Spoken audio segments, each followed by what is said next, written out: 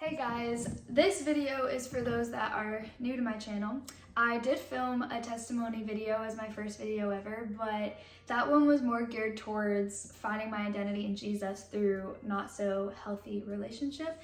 And this one is all about Jesus. I did want to preface this video by saying that my goal with this video is not to shove religion down anybody's throat or shove Jesus down anyone's throat.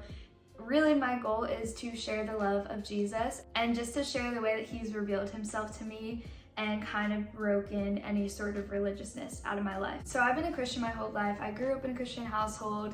I went to church every single Sunday. I was dedicated to Jesus. I was baptized. I did all the things. I was on the worship team since I was 12.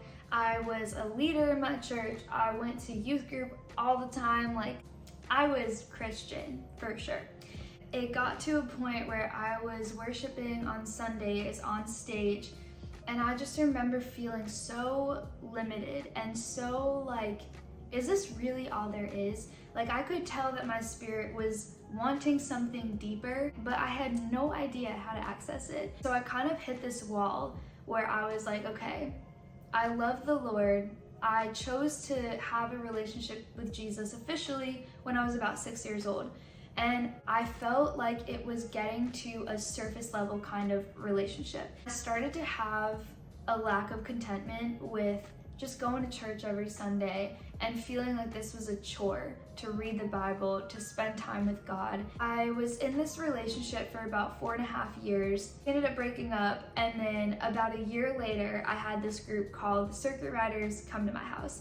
They're a group of evangelists, I guess. They're a training center. They do tours around America and now like outside of America. But they go to colleges, they pray for students, they spread the gospel, they do worship. But I was hosting them at my house.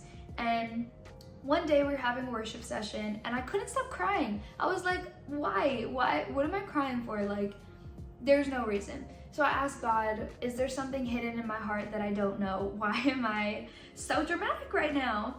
So I asked God and I like instantly got an answer, and it was about my relationship. I just really felt like I was holding on to all of this guilt and shame and regret from the relationship. And one of the circuit riders came to me and started praying for me, and he was like, I really feel like you're holding on to a lot of guilt right now about something, and God wants you to know that it wasn't your fault at all. I can't really explain it, but it was kind of like, it felt like my heart was just like cleansed from top to bottom, where it was just like this rush coming through me, and it felt like I was immediately freed and totally healed from the relationship. And I thought that I was healed already, but clearly I still had some stuff left over. And so that was a pivotal moment for me for sure.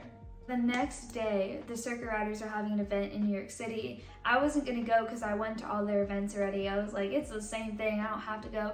But they were like, no, you're coming. So I went, and before the event, I got food at a cafe, and I'm throwing out my food, and I heard so clearly, this didn't happen to me at the time often, but I knew when it did happen. So the Lord said, go give the cashier a prophetic word. And I was like, I don't have a prophetic word to give. I don't know what to say to her.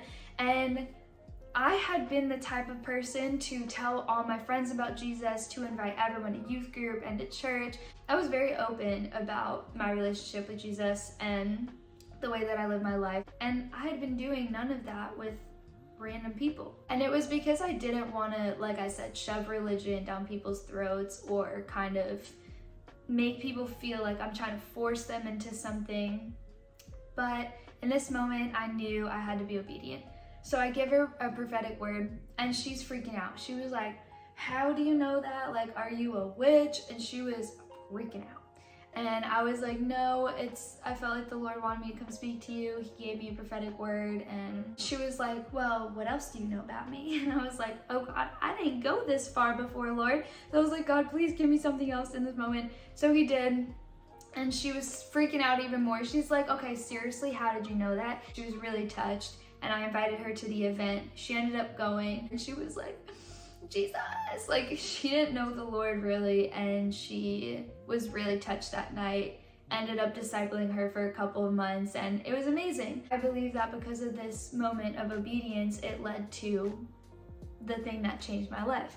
So the Lord ended up telling one of the circuit riders that they should take me on tour with them. They only had 1 week left, and they didn't usually invite people on tour, but he ended up bringing it to the leaders. They talked about it, prayed about it, and they were like, yeah, we feel good, so they invited me on tour. Something to know about me at the time was that I had the craziest anxiety. Like, I couldn't even sit in a room with people without freaking out and having to leave and just crying for no reason in the back.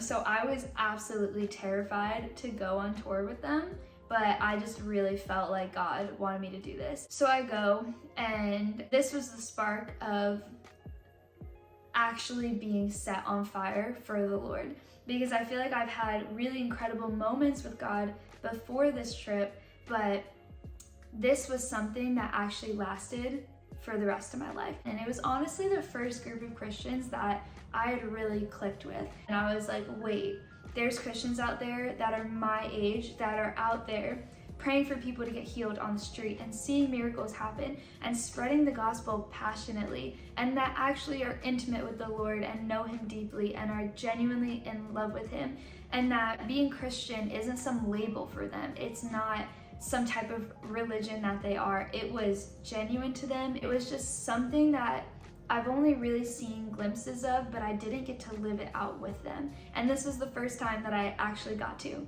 So we were reading the word every day, praying every day, preparing for events together every day. And then these events were amazing, and we were worshiping the Lord and spreading the gospel and praying for students that you could see before your eyes that their lives are being changed and touched. For me personally, this was the most pivotal time of my life because God spoke to me in a way that I'd never experienced before. I knew God's voice in my head. I knew when he was kind of speaking to me or when I sensed something in my spirit.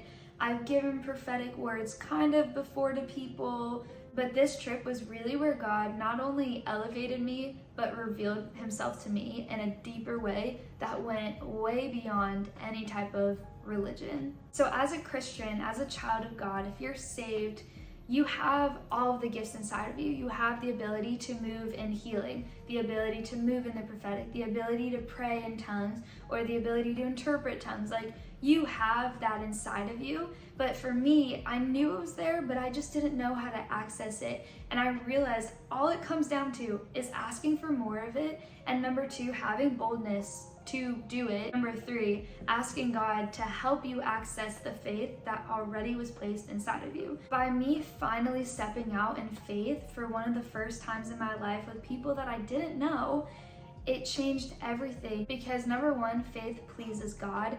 And when you have this kind of faith to step out and you trust God wholeheartedly that he's going to move through you and that he has your back, he's going to do insane things for you and through you.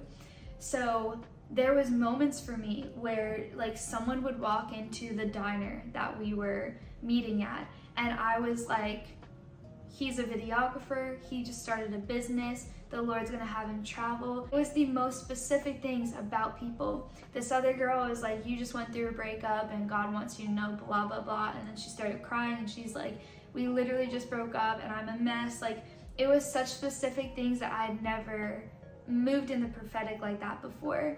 And it was so exciting for me because I was like, I knew there was more. But there was this one moment that was the most pivotal for me. So the whole team and I were at this lake house and we were praying for the event that we had that night. We were asking God what he wanted to do for that night and what he was showing us and whatever. So I was kind of praying by the lake, and I saw for the first time this like open vision of something that God was showing me.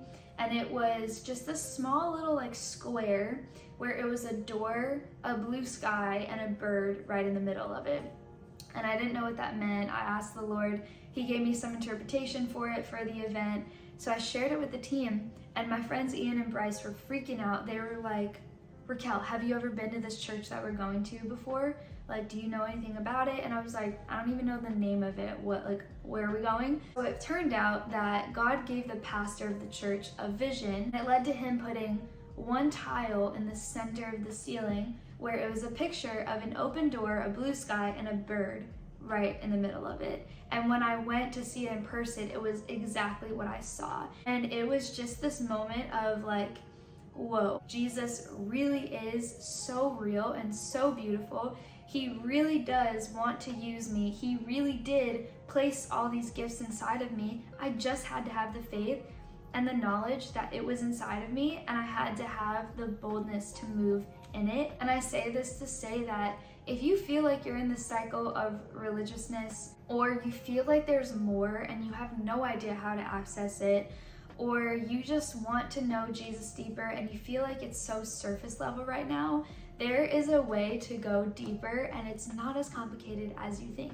So what I learned through my testimony and really finding myself in this first love relationship with Jesus and realizing that he is so real, and that the power that raised Jesus from the dead is literally the same power that lives inside of me, and that I can actually move in that power and access it.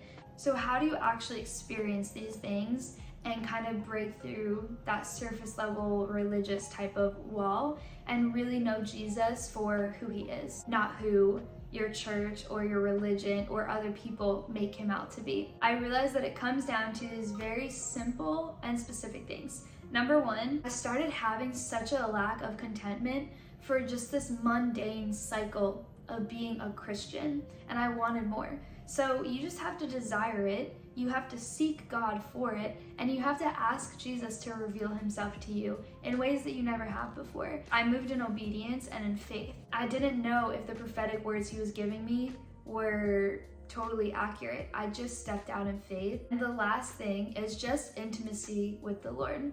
It doesn't have to look like weeping on the floor for 10 hours straight every single day. If it does look like that, that's incredible. If you have the time for it, go for it. But there's times of your life where God gives you grace to do something like that and spend that much time with him. And then there's other times in your life where you might not have that grace.